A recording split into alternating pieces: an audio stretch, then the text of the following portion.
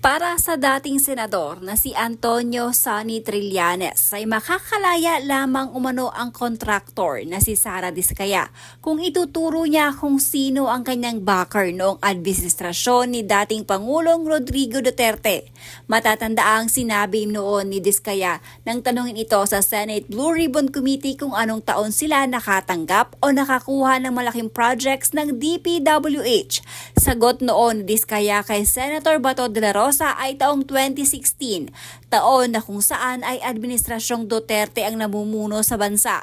Sa post ni Trillanes, sinabi nitong nagkakahalaga umano ng 200 billion ang projects na nakuha ng mga Diskaya noong administrasyon ni Duterte. Ang binanggit na pangalan sa kung sino ang gustong tukuyin ni Trillanes, ngunit ayon sa ilang netizen ay gusto lamang daw talagang idamay ni Trillanes ang mga Duterte.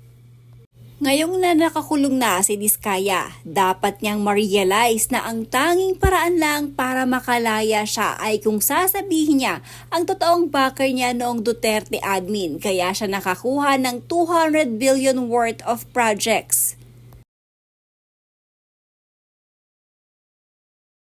Kung ang layunin ay makakuha ng konsiderasyon ng korte, halimbawa plea bargaining o testifying as state witness, transparency at corroborated evidence ang tanging may bigat, hindi haka-haka o parinig. Ngunit mahalagang tandaan, hindi otomatikong katotohanan ang mga aligasyon hanggat walang ebidensya. Due process pa rin ang mananaig. Ang pagsisiwalat ng backer ay may saysay lang kung may dokumento, trail at testimonya na susuporta. Sa dulo ang korte, hindi ang social media ang magpapasya kung aling may bigat, kung may katotohanang lalabas iyon sa tamang proseso at doon lang ito magkakaroon ng legal na saysay.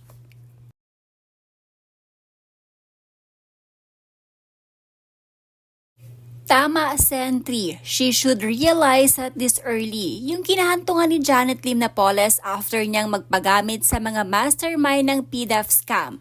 Ngayon palang gumawa siya ng sworn statement na pwedeng tumayo kapag wala na siya dahil gaya ni Cabral. Pwede ka ring patahimikin agad.